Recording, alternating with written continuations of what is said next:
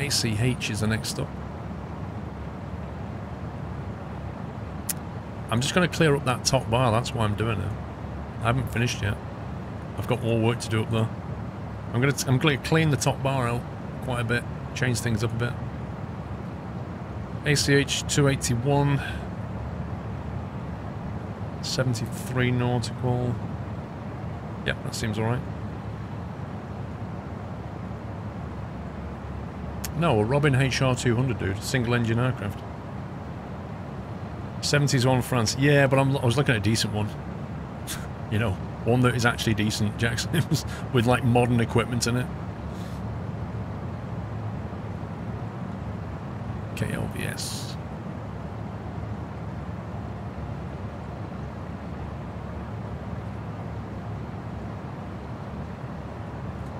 I probably wouldn't get a Robin though. They're great aircraft, but I'd want something with a few more seats, really, I think.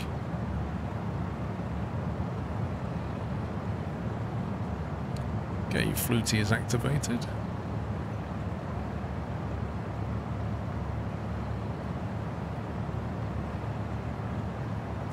Piper Cherokees are a bit small for me, I think.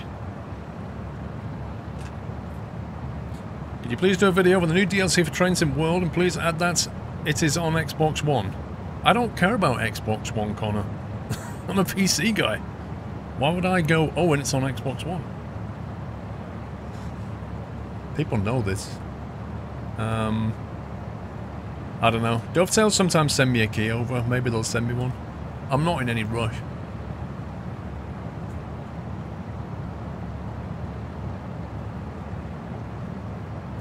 If you buy a plane, you buy a Cessna. Nah, I buy a Cirrus.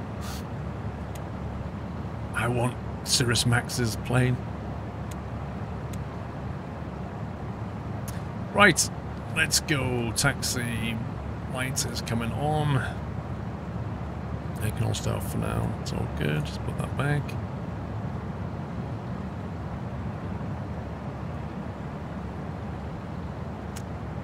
One thing we do need to do is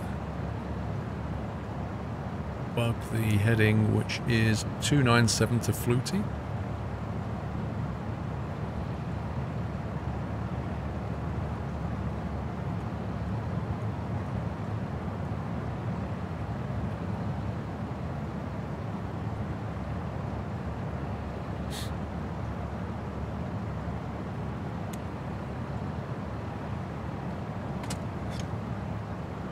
Am I going to play Fortnite? Typical Brothers, do you not think there are enough people in the world playing Fortnite? Do we really need one more? I just go on Twitch, everybody's playing it. What I do, Typical Brothers, I give people relief from Fortnite. I give people something else to watch.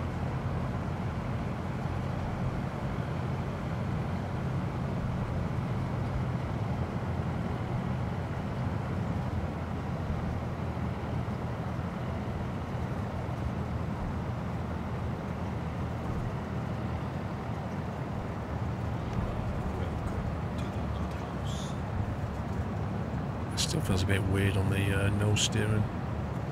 Jordan611, welcome to the Net House, Jordan. Can we give him a nutty welcome, guys? Thank you for support, Jordan. Why he plays Overwatch? I don't play Overwatch either. These games, they come and go. You know? They come and go. Flight Sim doesn't.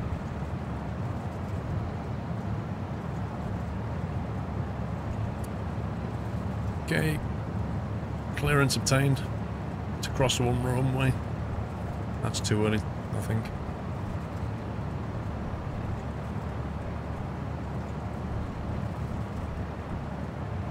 I don't think Fortnite's a simulator either, is it? Best flight sim is Grand Theft Auto 5. Well, it's better than FSX. Oh!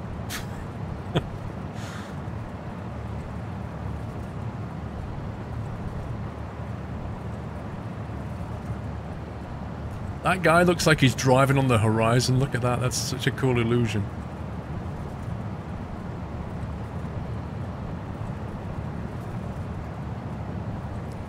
we'll be up and out before the antennae, Dave. Or will we? I thought there'd be an entry point a bit earlier.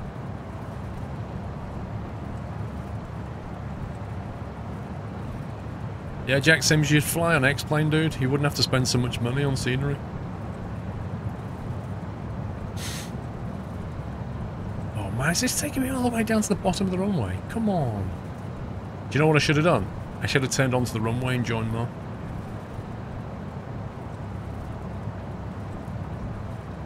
You forget it was Thursday and missed one of the streams fun. Rip.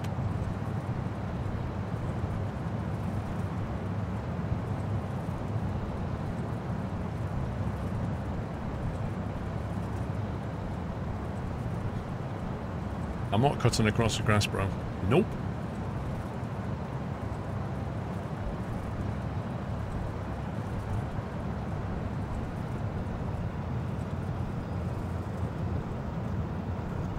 I'm gonna have to drive around the ILS.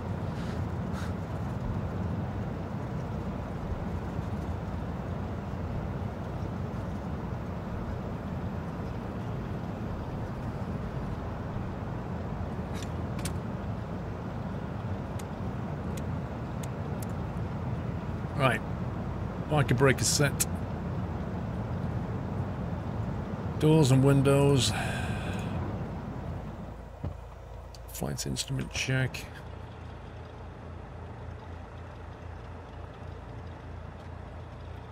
Looks good. Fuel quantity is good. Mixture going to rich.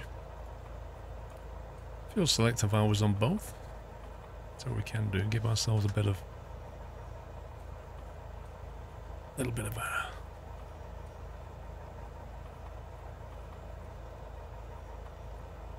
okay, usual thing, check behind you, brakes are on 1800.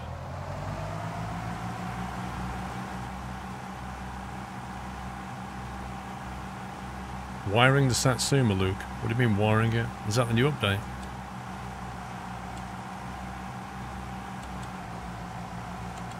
Pretty much every release he comes out with in Meister Makar now just has something to make it even more tedious. Parking gauge is holding. All initiations, everything's in the green. 700 idle. Okay. Altitude 1200. Now what's KLS? Sorry, KLVS. What's that one?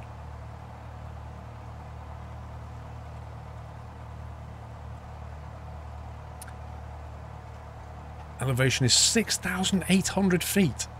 What? Las Vegas Municipal is 6,800 feet above sea level. Oh my god.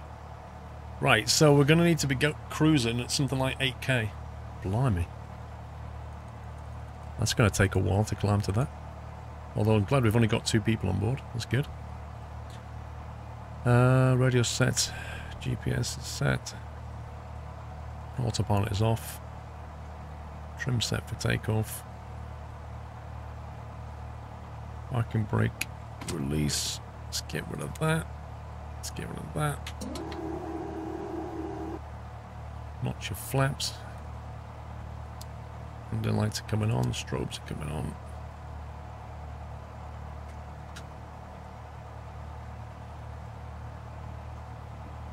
Let's drive around the ILS thing.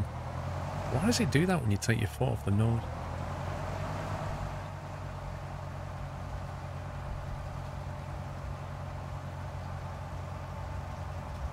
Any idea why you don't check the rudder in the flight control check in Cessna? Well, I do. When you're in the real world, you check everything. Seriously. You can choose freight or passengers, yeah. You can take parcels instead of people, but they generally pay less.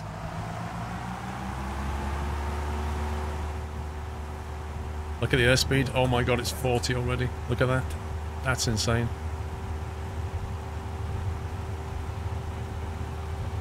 It's pretty blustery again.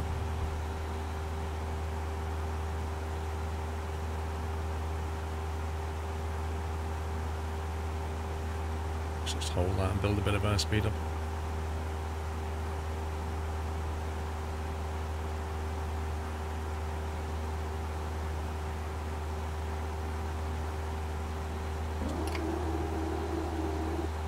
Long Ranger, thank you for your support. Welcome back.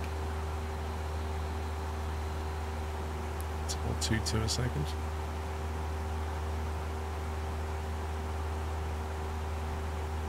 It's not a mod, David. Airfield Labs comes with passengers built in, if you want them.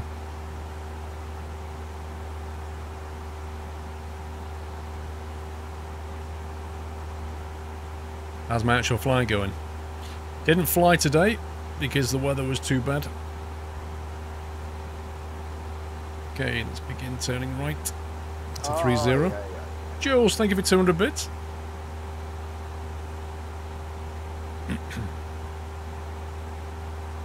Yeah, last 2 weeks the weather's not been up to flying. The problem is you book yourself a slot, right? So your instructor will have like 5 slots to the day. So you've got to book in advance if you want to get the day that you want to get. So I always book at least 2 weeks in advance. But you never know if the weather's going to be fine that day or not until you get there. Sometimes you get lucky, sometimes you don't. Last 2 weeks, I didn't get lucky.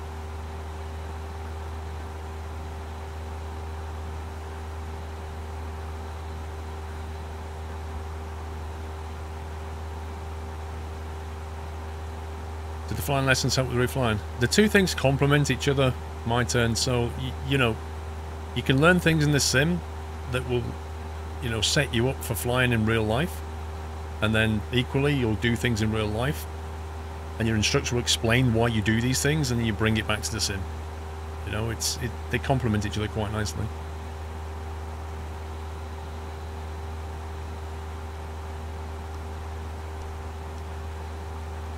Okay, that's enough now, actually.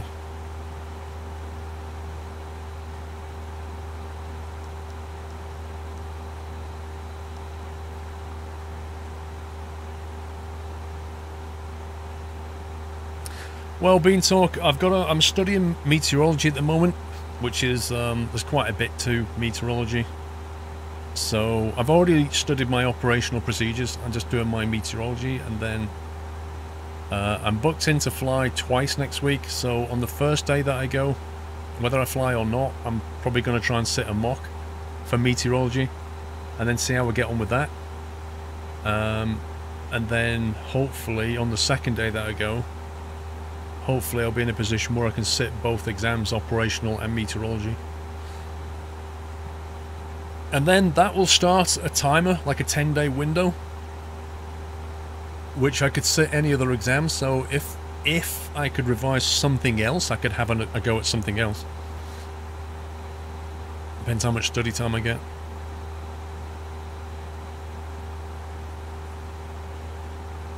Okay, landing lights could come off.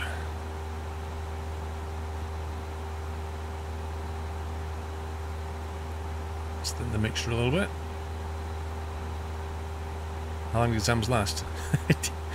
It depends, Connor. There's each one is like multiple choice questions, and you know, some of the questions will have, assuming you know the answers, you'll be able to find the answer fairly quickly, but other ones are more complicated. So you might have a question which says, you know, it gives you 4 possible options, but the answers are, you know, 1 only, 1, 2, and 3, all the above. And then you've got to sit there and basically eliminate everything to get the right answer, so they take more time.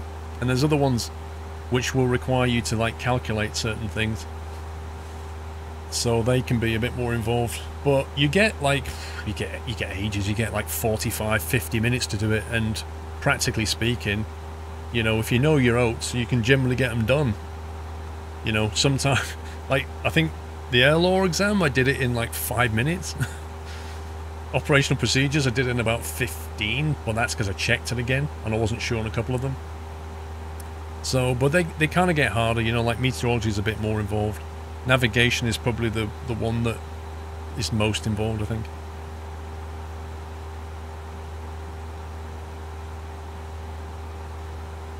Good night, SF Joints.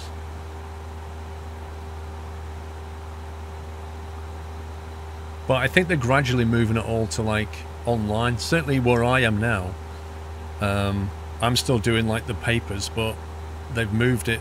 Like new students will be sitting stuff online, so they go and sit an online mock exam, and if they get that enough questions right, it gives them a certificate to then take to the instructor to say, here you go, let me sit the real thing. Well, AgriMaster, I've done my fair share of long exams. Like at uni, all my exams were 3 hours, and they were written exams. And you know, like one question will take you 40 minutes, you know, 45 minutes, something like that. So I've done that before. But these are all multiple choice, which is a bit nicer.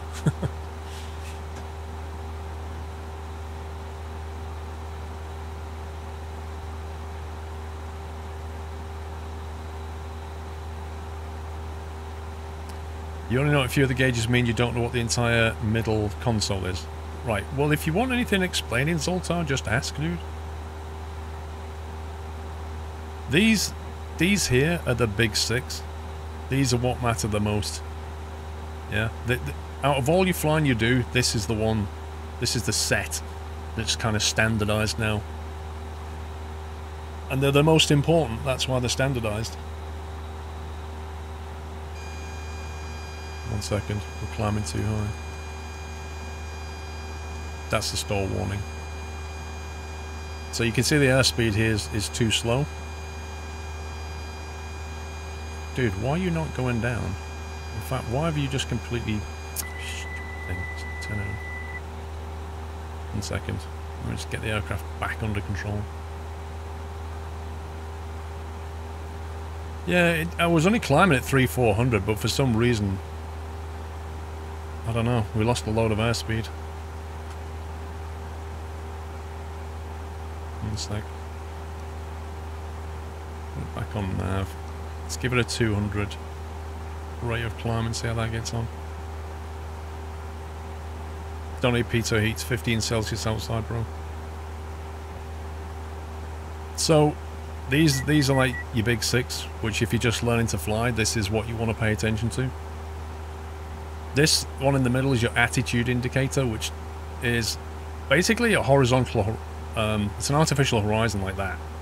So this shows you, if you like, whether you're turning or not, like how you're basically doing in your attitude. And becomes very important in conditions where you can't see very well, and you know, maybe if you fly through a cloud accidentally or something. But that's your attitude indicator there. That tells you how much you're banking. This is your actual altitude. This is your altimeter, this one. So this one tells you how high you are. But there is a caveat on that. I won't complicate it yet, but there's a caveat on that. But this is telling you how high you are. Not necessarily how high you are off the ground, though. That's the important thing here. This is your altimeter. It's basically how high you are in terms of pressure, if you like. 1 sec, I can pick some more climb up now. This one is your airspeed. Out of all the gauges, this is probably the most important. Somebody famously asked an extremely experienced flight instructor once. They said, what are the 3 most important things to think about when you're flying? And he said, airspeed, airspeed, airspeed. And he was joking a little bit, but he wasn't far wrong, because this is crucial. Yeah, you've got to keep your airspeed up. Without this, you'll fall out the sky. If that falls below here, you'll just drop out the sky uncontrollably. If you go too quick, you'll break the airframe.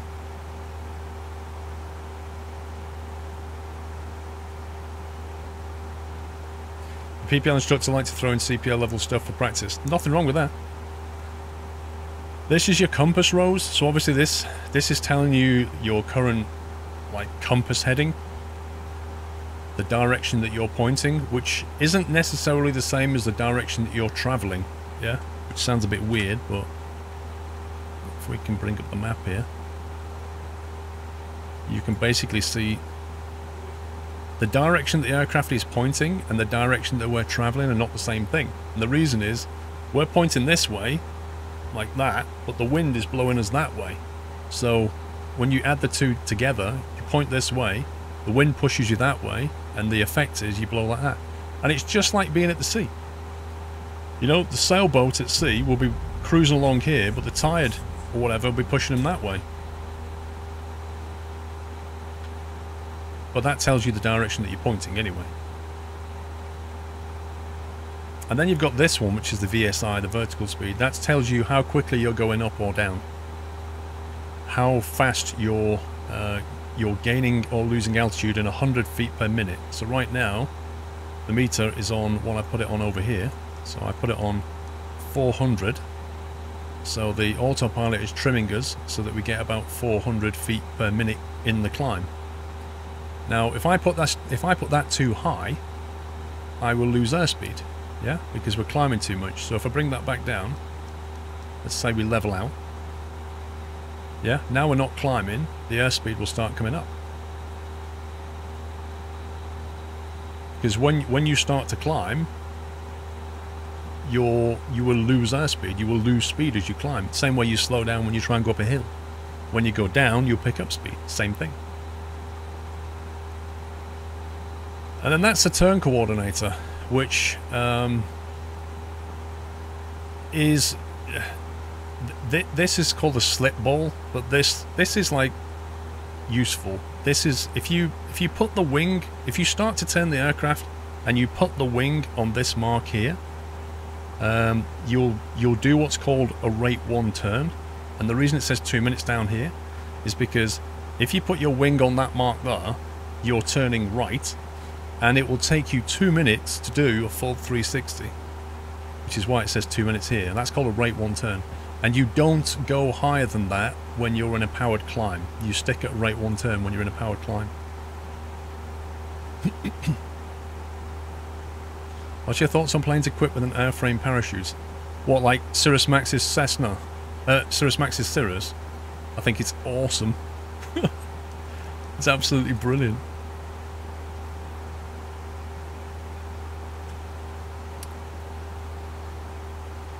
Right, I'm just going to check a few things here.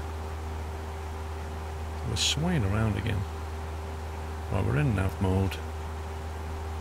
Hopefully this is going to bring us back onto the heading we should be on. See what happened. Crazy stuff happened here.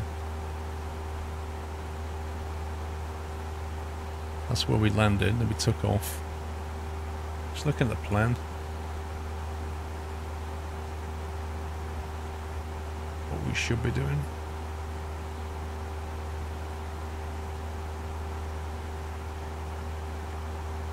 Me, Jack Sims? No. Honestly, I speak to my instructor about all the stuff, all the courses and stuff he had to do to become an instructor. I'm like, blimey. Just no thanks.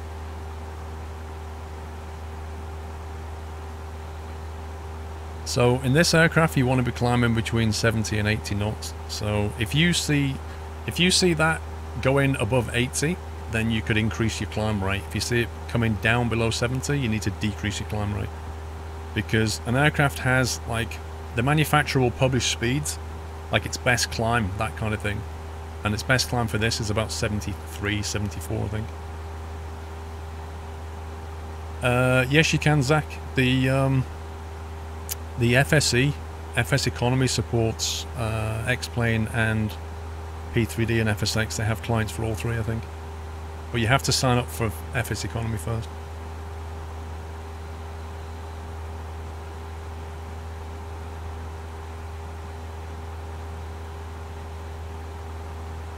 You looked into it, pretty much have to do CPO course first. Yeah. Yeah, you probably have to get like 500 hours minimum as well. You have to get like loads of hours to become an instructor. So if you notice the airspeed's dropping again, so I'm just going to bring the climb rate down. So then it changes the pitch.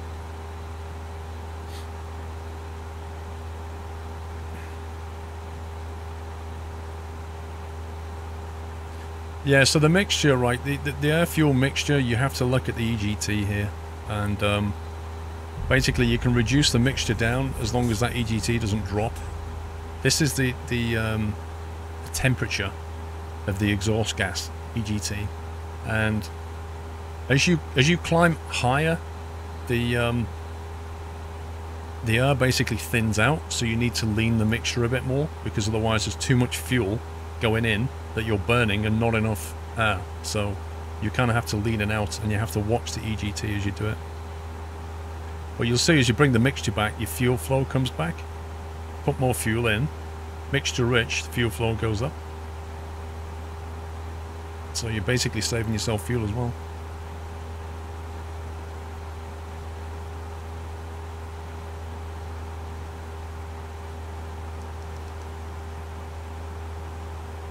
I've been talking so much, I've not realised what altitude we're getting to.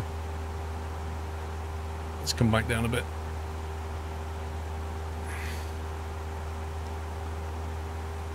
200 hours minimum on a PPL, CPL level theory, then an F1 course by the time you've done many hours as well. Yeah, he said there was like loads of exams, loads of paperwork he had to do. Because he was like a commercial pilot for many years, flying it wasn't 737. I think he finished on a 737.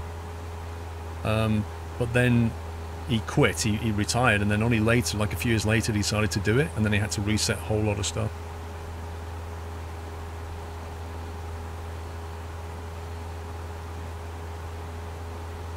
Penfold, 7 months of pure entertainment. Keep up the great stream, Squirrel. Thank you, Penfold. No, Connor, I've heard all about it. People keep telling me about the My Summer Car test branch. And the wiring.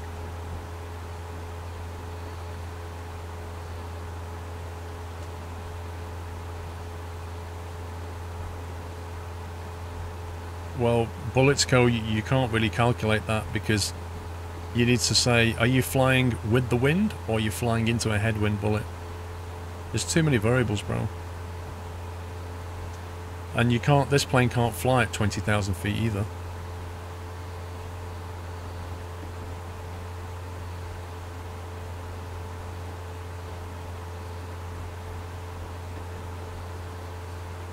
Once you get above 10,000 feet, well, even as you approach 10,000 feet, a lot of people... So, because I'm nose down, I'm picking up speed, the engine RPMs are picking up. It's only to bring the throttle back slightly. Once you approach 10,000 feet, people start to experience the effects of hypoxia, and people vary in how susceptible they are to it. For example, a smoker will be more susceptible to hypoxia than a non-smoker.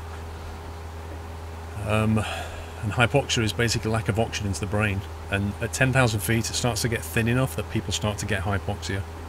So, in other words, if you want to fly higher, you need to have oxygen supply or a pressurized cabin. Connor, I don't have any scenery here. My scenery doesn't kick in till Phoenix, roughly.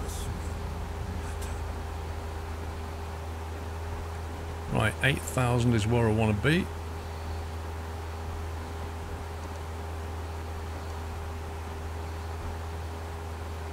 We'll level out there. David Olibido, what is this craziness? 11 months? I thought it was 9. Did I miss my Twitch baby? Apparently, Dave. Right, so we'll throttle back up now. And we'll level. The chief flight examiner took that role as it suited her lifestyle better than an airline job. I don't think the pay is that great for instructors though, Jack Sims.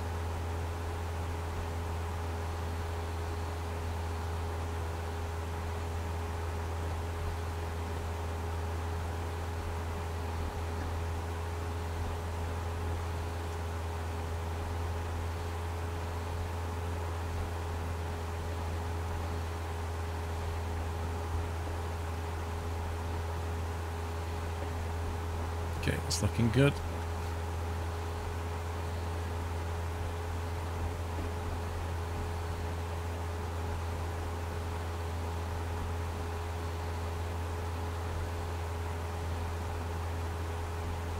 Right, so we've got 100 knots now. We are level. RPMs are fine. Fuel quantity is good. Everything's in the green.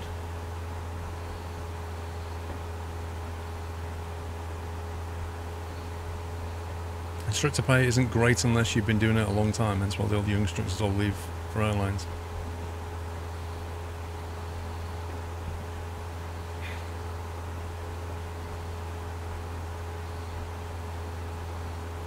It's Vegas Municipal, let's have a look at that.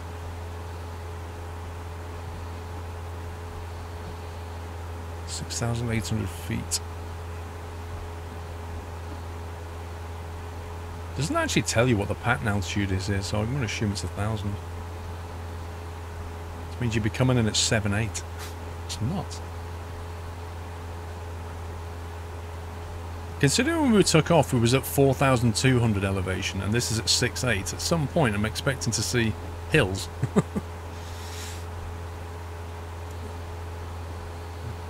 Does the hula girl have proper physics? Oh yeah.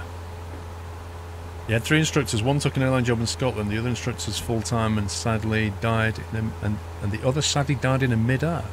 Was that the guy, Jack Sims? I think I remember you saying this.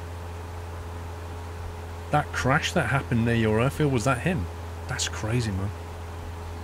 That is crazy. The max speed of a Cessna. Look, you can tell from here. It tells you. There's a lot of information here. But basically, once you get to 130, that is now your recommended maximum speed limit. Once you start going into here, you're risking the aircraft. Once you get to here, it's pretty much going to destroy itself.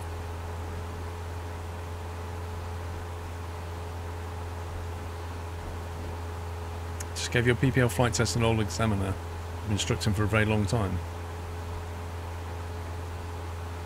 What you mean, as in you went back into flying again?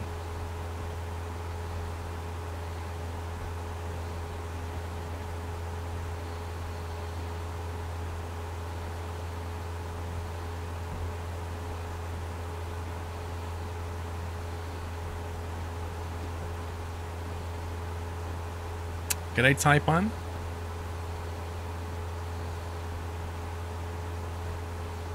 Let's have a look. We could land on, depending on the weather. Oh, yeah.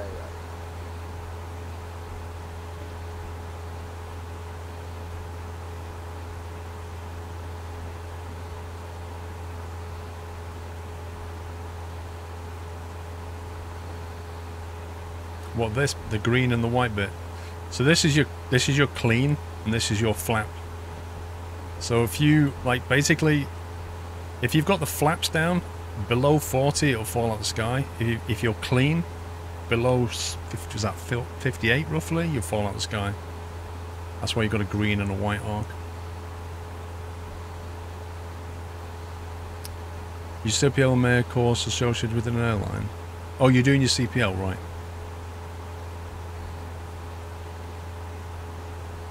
It's just when you said you're doing your flight test, your PPL flight test with an old examiner.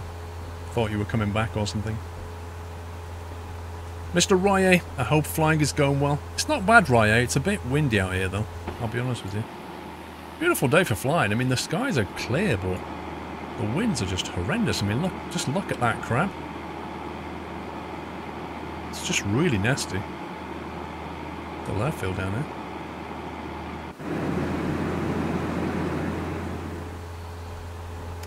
What's it going to look at? That's what's going to look at, the weather. What's the weather doing? 220, 30, gusting 38. Are you having a laugh? Are you actually having a laugh?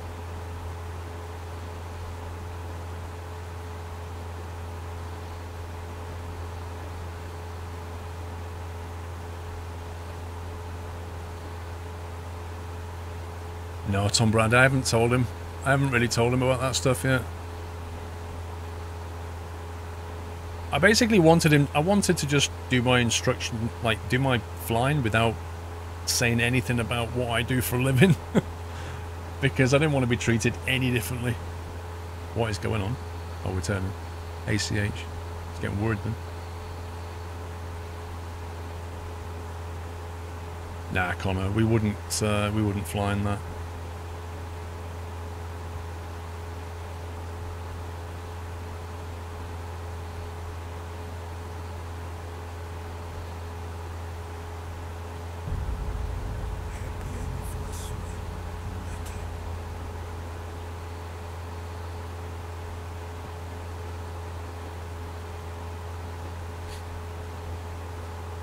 What parts of the world am I flying?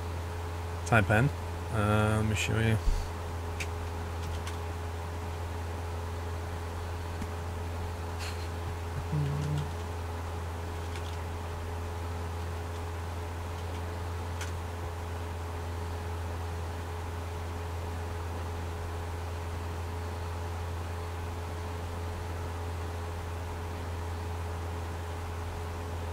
Earls Cone, which is here.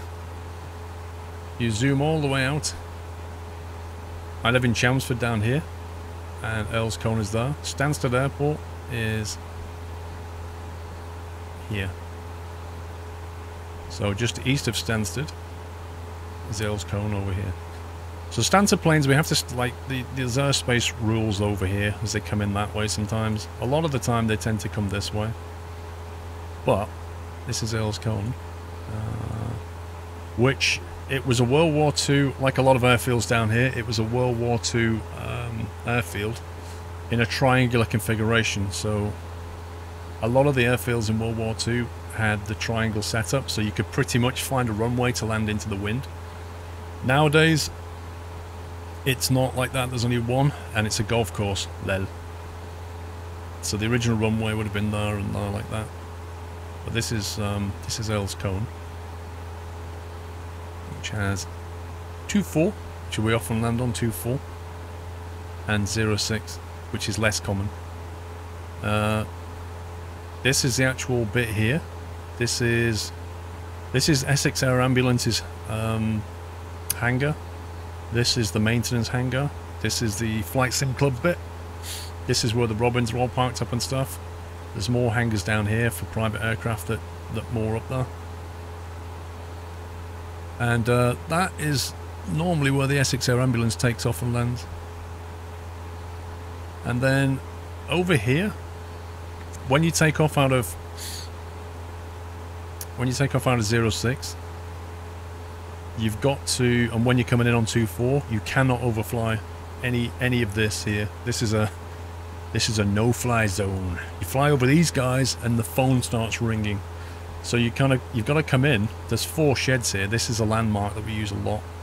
So in the circuit, what we'll do is we'll fly this circuit here, and you'll aim for these 4 sheds usually, and then you'll turn over these 4 sheds, start your descent flap 1, and by the time you get to just near this cluster of houses here, this is where you'll turn onto final, go full flap, make your call, come in and land.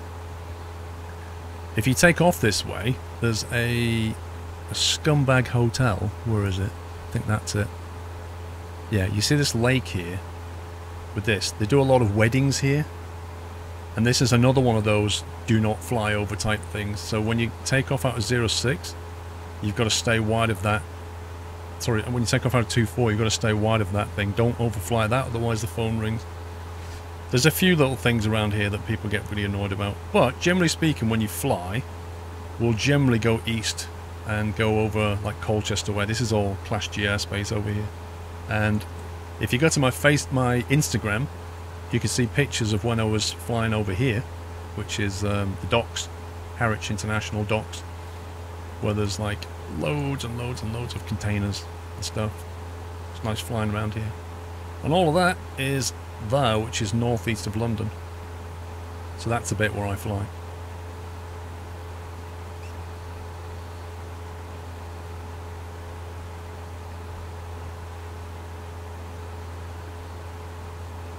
Was the wedding? Dude, they just picked the phone up.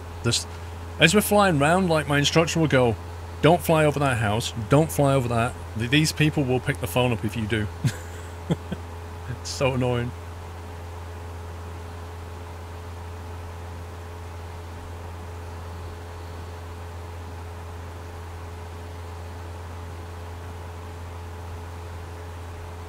Robin HR 200 is what I'm training in. They're pretty nice. I think they were designed by a French guy and built in Australia, something like that. But there's quite a few of them kicking around Europe now.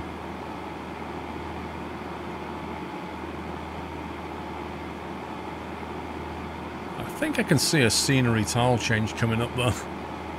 Aha! We've finally, look! The billiard table has ended! The terrain is not flat! Look at this! Amazing! There's hills! I never be thought so happy to see a hill. It's not got bobblehead. Well, it has, but I've not got it turned on. If you go to camera here, you've got a bunch of settings. So you've got GFX turned off. You can have GFX basic compatibility mode and then GFX advanced, which makes you, yeah, you can kind of get the feeling that you're about to feel sick. So, generally speaking, like, if you move the aircraft around, it simulates your head doing this. Yeah, no thanks. I like my head nice and still. If you turn this on, it becomes quite hard to click a button, let me put it that way. I mean, you can turn the GFX gain down, I guess. But yeah, you've got a bunch of maintenance on this thing as well. You know, you can flatten the battery, all that kind of thing. Simulate failures. Settings are weight and fuel. Of course, when you play FSE, it basically sets this for you. And then a bunch of camera settings.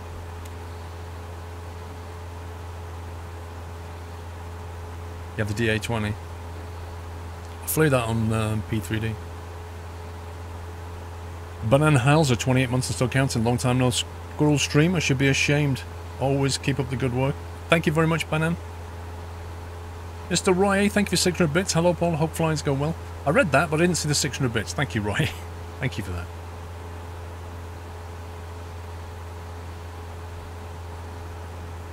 Uh, 5 in the morning in Western Australia. Time to get ready for work. Rip, dude. Have a good one. Look, the non-flat terrain is just beautiful. I never realised just how flat that part of Texas was. That was just crazy.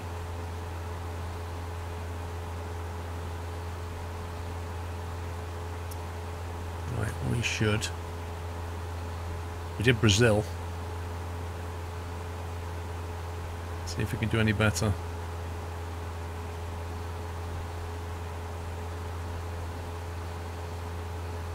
Don't know, Connor.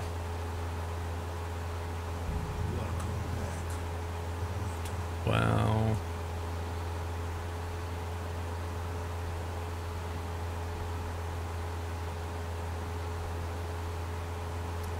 That's a very kind of Spanish or Mexican look to it.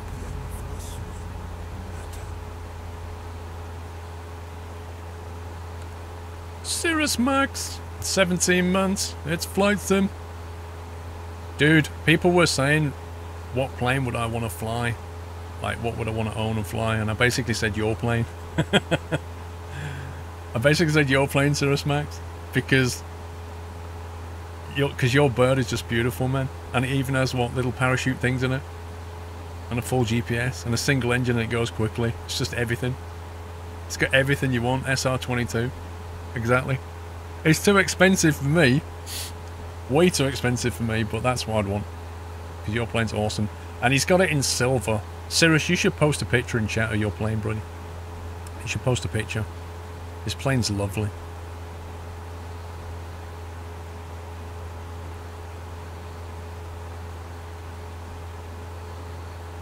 Thank you for the support, Max. Dropping the classy emotes. What a star. Does anybody recognise that language? That's weird. That's not Spanish. You gotta ride in it any day. Next time I'm over there, I can't wait to fly on your plane again. Although by the time I get over there, you're probably in like some flipping twin-engine jet. Knowing you.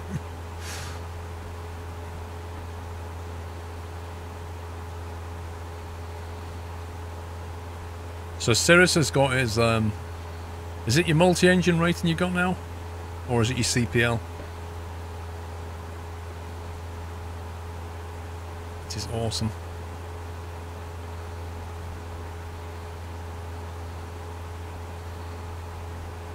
You think it's Indonesian? There are some pretty dodgy things around here, look. I don't even recognise that. What even is that? Commercial multi-engine rating, there you go. Serious, I was just saying that I have never seen terrain as flat as what I just came from.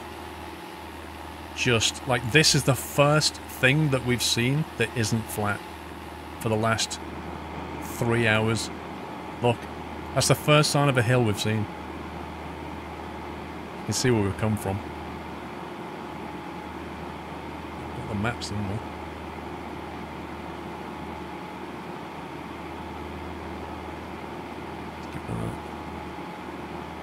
We took off, we started life here, and it has been like the flattest thing I've ever seen.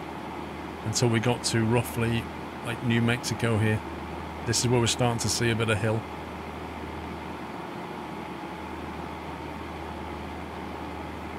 Flying all the way up to Arizona.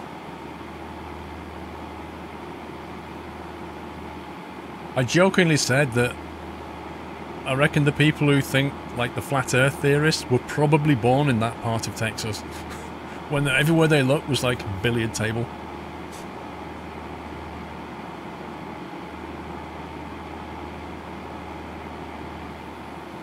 A little bit of low-level cloud here. Should start to see some of my ortho scenery soon as well. Starting to look a little bit better.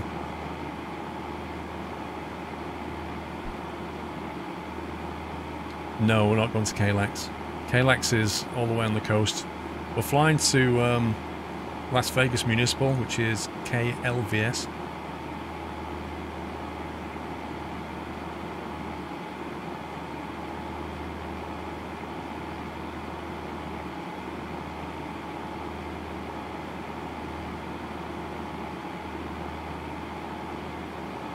So when you get through a bit of client work that's at the bottom of the pile. Lol. FS economy is what we're playing on. So I've taken, let me show you. If you go to my flight here, this is the flight we're doing at the moment. Going from KCVN to KLVS. And we have 2 passengers on board that are each going to pay $800. So that's going to give us $1,700 total, but then we're going to have expenses out of that. We'll probably clear about $1,300. And we're in November 869 Sierra Quebec, which is one of our Squirrel's planes that I've leased. Basically what I'm doing is relocating this thing, because if you have a look at it, assuming it tells you, it says its home is in Kaysen. So I'm basically pushing it west. I think the aircraft, when we bought it, the aircraft was like East Coast US, something like that. Or maybe not quite East Coast, but not far away. And it needed relocating, so I'm just moving it back to where it needs to be. You can in FS economy pay to have it shipped, but I just fly it. Did you see the Facebook post from the Flat Earth Society said we have supporters around the globe? I like that green talk. Oh, that is brilliant.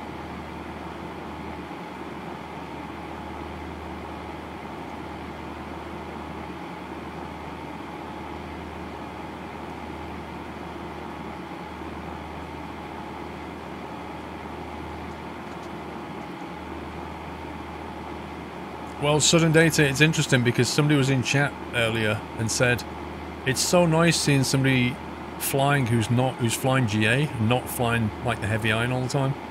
So, you know, what can you say? So we think what, Indonesia at the moment? I have no clue. It definitely looks semi-Asian, I guess. What the heck?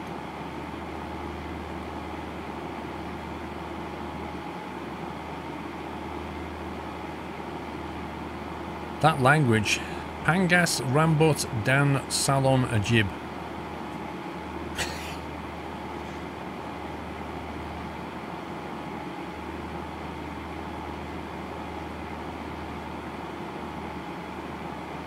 This... I ain't got a clue what this is. I mean, just judging by the sheer volume of scooters, then you could argue it's probably this area. But that's all I've got.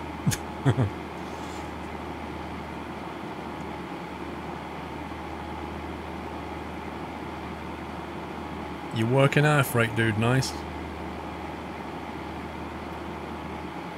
Yeah, I used to love the 777 on PMDG. Still love the 777. I just wish it was a really good one. I wish PMDG had ported to X-Plane. You reckon Thailand? Weird sign though.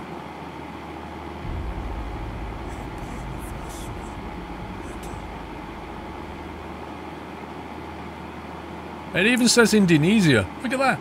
It says SMKS 15 Taruna Indonesia Bengkulu or something. One sec.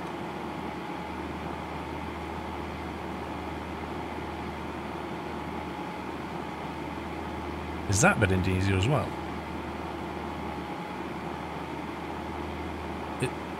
Does that belong to Indonesia? So it could be either of these. Potentially.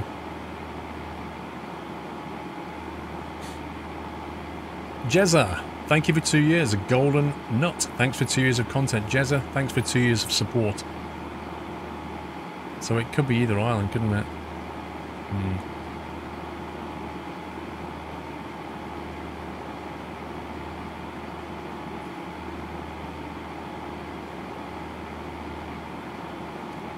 Well, I guess if we go, like, I don't know, here. Oh, I thought that was, like, on a different continent then. Wow. Flippin' heck. So, any of that. Blimey. Oh, look, there it is. Bengkulu? No! If I'd have even known where that was, we could have got so close to it.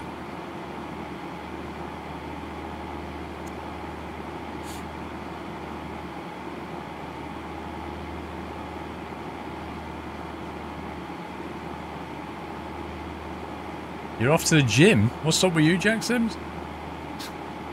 What's all this healthy thing? Okay, we're on the right hand side. It's green.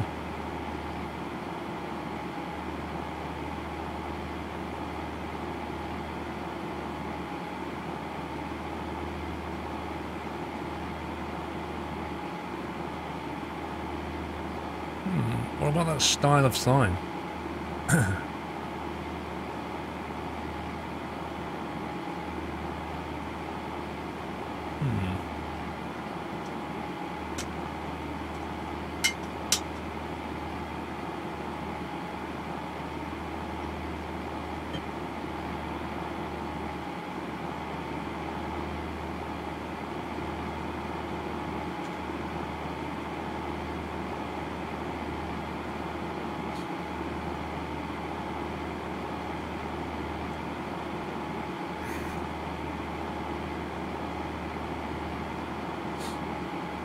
Germany has black poles. Well, like, you mean power lines? These?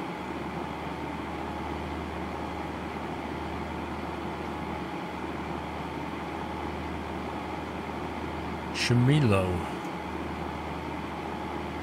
Sounds like Eastern Europe, doesn't it?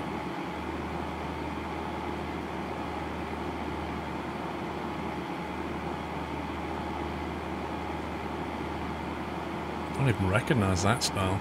You reckon it's Poland?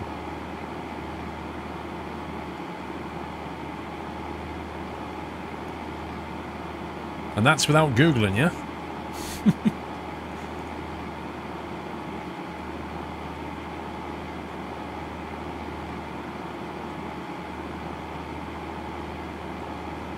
And how did you know it was Poland? Have you heard of this place?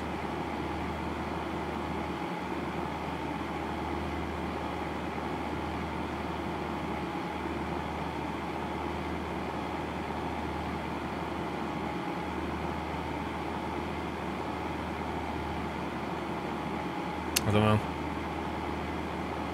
You was born in Poland to kill her. Well, did you know that town name?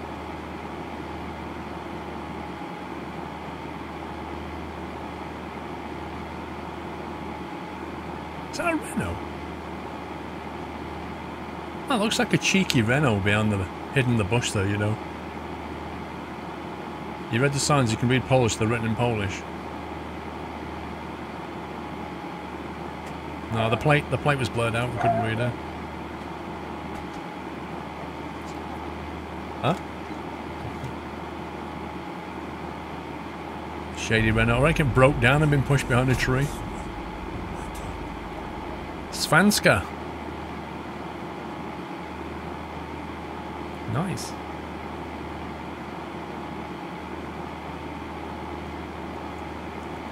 Coming up to a junction here, it's going to tell us where we are. There you are. Drbovka. Oh, yeah. Lol. As if. As if. Right, so you know how we timed Mrs. Squirrel last time, right? And it took her 9 minutes to bring me that cup of tea. You know what she's done? She's made a tea and a coffee. And then she's come in and gone, do you want tea or coffee? And I've gone, coffee. So she's walked outside and then, not kidding, 2 seconds later, walked back through the door with the coffee and gone in your face. So clearly she's made both, put them outside and then asked me which one I wanted. What a cheat.